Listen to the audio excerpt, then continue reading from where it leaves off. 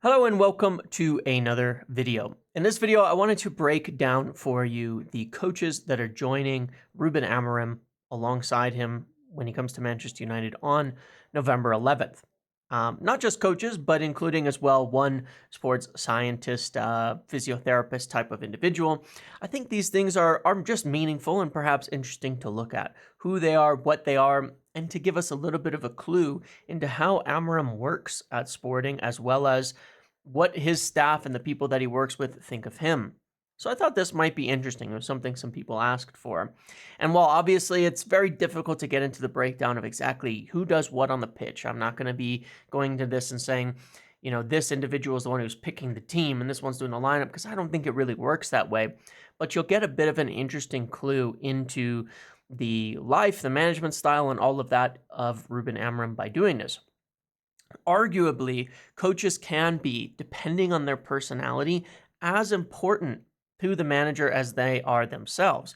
Sir Alex Ferguson made a huge point of refreshing his coaches pretty constantly. Now, he dealt with things a little bit of a different way in terms of his overall management style being a little more old school. And while Ruben Amorim is very much a hands-on coach, he's not refreshing his staff, but he is very reliant on them to help him solve problems and to figure out the way that he's going to manage. We've seen differences in things over the past years of different coaches. We've seen the changes under Ten Hag, where assistant coaches came and went. Things still didn't really get any better. As of course, this season, we have a whole new coaching staff, and he still ended up losing the position. So how much influence these coaches and additional staff have is always up for debate. But in the case of Ruben Amorim, it should be understood that he comes as a pretty much a package deal. And you'll find, I think, this very, very interesting. And I think more than anything else, it speaks to what kind of person he is, what kind of individual he is, how he sees things, and how he operates, which is quite a stark difference to what we've seen in the past. Now, we have, of course, seen that people who worked with Sir Alex over the years are people who had a lot of loyalty to the club, and many of them still connected in different ways and have come back on different circumstances. But in this case, there's a lot of connection here that I feel won't be broken. I think it's very unlikely that we would see during Amorim's tenure much change to his coaching staff. Starting with what they do have at Sporting, we have Ruben Amorim here, and there's a few individuals I want to point out because these are the people that are expected to join. First, Carlos Fernandez and Adelio Candido. Now, these two both joined him on March 5th, 2020. That was when he was appointed from Braga in Portugal. In addition to them, who joined was as well, not long after, was Jorge Vital, who joined a little bit later from the same club. And not listed on here is an individual by the name of Paulo Barrera, who is a sports scientist and all of that as well. And then Emmanuel Ferro, he was there prior to Ruben Amorim. He extended to the same period of time that he would be on this contract, and he is coming with him reportedly. So that is one of the only staff that he actually picked up during his tenure at Sporting that didn't join him from his previous position. So it kind of gives you, in that respect, a little bit of an interesting insight. He has this group that he trusts, that he came up with, that he worked with, and those are the ones he's, of course, prioritizing bringing forward. So we start with Carlos Fernandez. Now, here's where it's really interesting. This individual was born in 1994, November 21st. He's only 29 years old. That would put him younger than at least 5 of the players on on United's team. He was a Benfica youth assistant manager, and if you look at this, he was 18 years old. He started in that role. So he's been in football in a coaching position for quite a long time. He joined Ruben Amorim at Casa Pia as an assistant manager there, and he's stuck with them the entire way forward since then. Someone he relies on really heavily. And Ruben Amorim says this himself about him. He says, "My assistant coach is Carlos Fernandez. He's been my right-hand man since day one at Casa Pia back in 2018. He will be a much better coach than me. I often say if I become Bobby Robson, then he will be my Jose Mourinho." So it's definitely interesting, his view. He if you can find videos and things of them talking together, very close, a lot of I don't know, passionate friendship family between him. Ruben Amorim being 39 years old and his main guy being only 29, and he was with him. Remember, if we go back based on his age, he joined him at the age of 24 years old and has continued to work with him. So I find that very impressive. I find that really interesting, and this is the guy that you're likely going to see more visibly as an assistant to him. The second person I want to bring up that is different but interesting is here, Paulo Barrera. Now, he got congratulated by Liverpool John Moores University. He has experience in England as a PhD student. I actually didn't notice this, but on the 1st of November, they did an official congratulation from the university on him becoming the new lead sports scientist at Manchester United. It says he's set to join the Red Devils as part of the backroom staff. So he's very established. He came to Liverpool. He worked under Brendan Rodgers there, completed with a PhD on hamstring injury prevention. Worked with Bart Robinson. You know, he's got great qualifications, and they said a lot of really interesting things about him.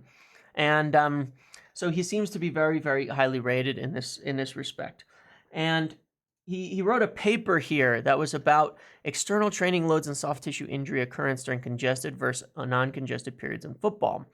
And he did a whole study on this. Now, I find this very interesting. It's hard to find the facts on this, but there's some stories when you dig into sporting where they had reduced their injury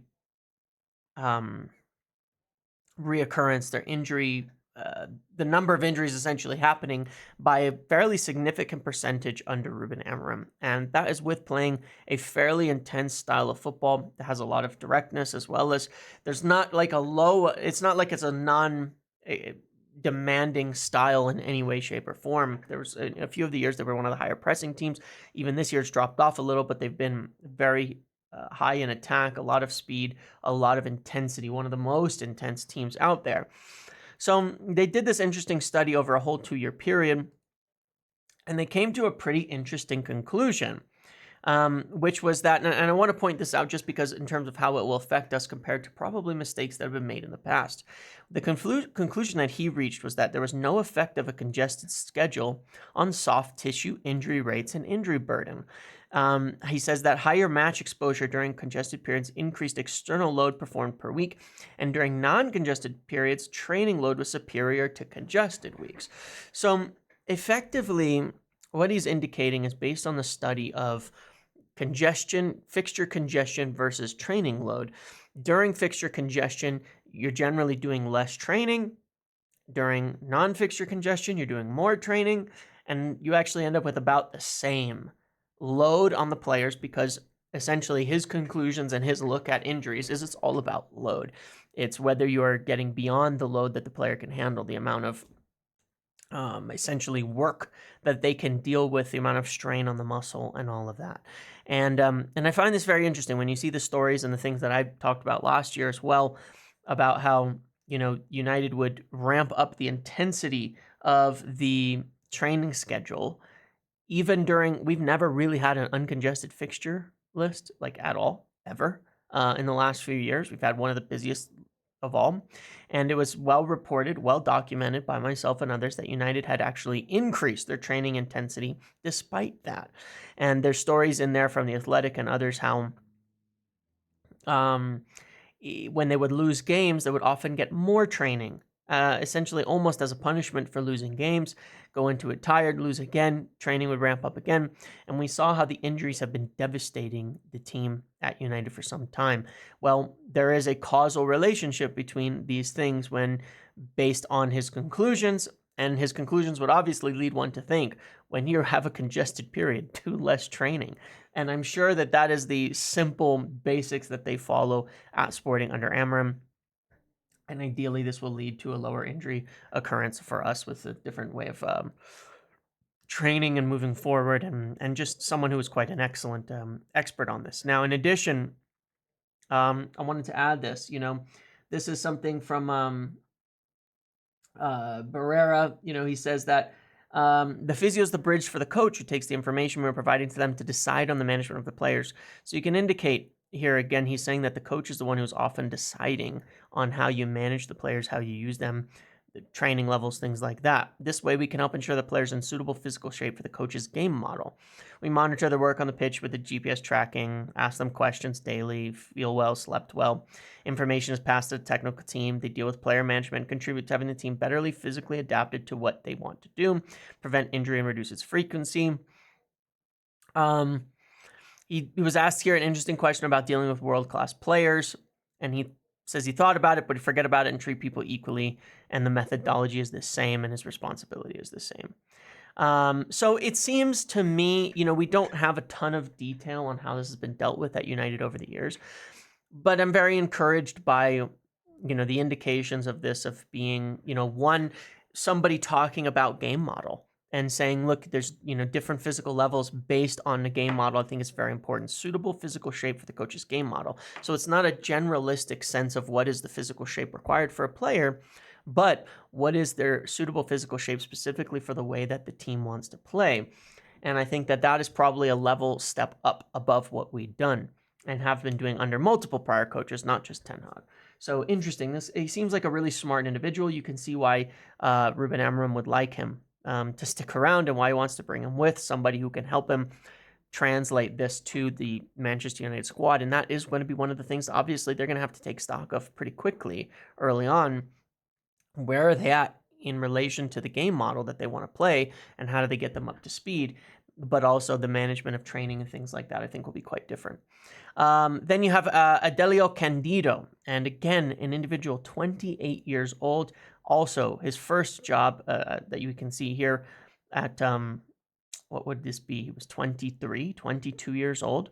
Joined him again at Casa Pia, came with him through Braga, and joined Sporting. So another individual that has stuck with him from the start. Between him and Carlos Fernandez, individuals, very young individuals that he sticks with and that have been a part of his team for this whole time, and that he made a severe point of bringing with that was a necessity.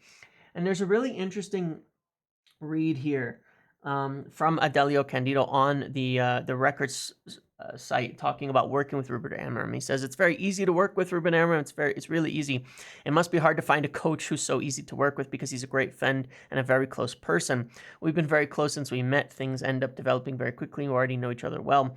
Ruben Amorim's qualities: he's different because in human terms, coaches try to be tougher, and Ruben isn't like that. He's a good person. He gets along well with us. Our day-to-day life is very happy. The dynamics are very good, and we do our work the same way. We live as a family and spend most of our days joking around. If someone filled that office, no one would believe it. There are things that can't be explained. Wherever the man is, I am. We'll be here at Sporting. Now, obviously, one could read this in a few different ways, right? This was when they won the title at the end of the last season. And one could read that and say, oh, no, we've got someone who isn't serious and all of that.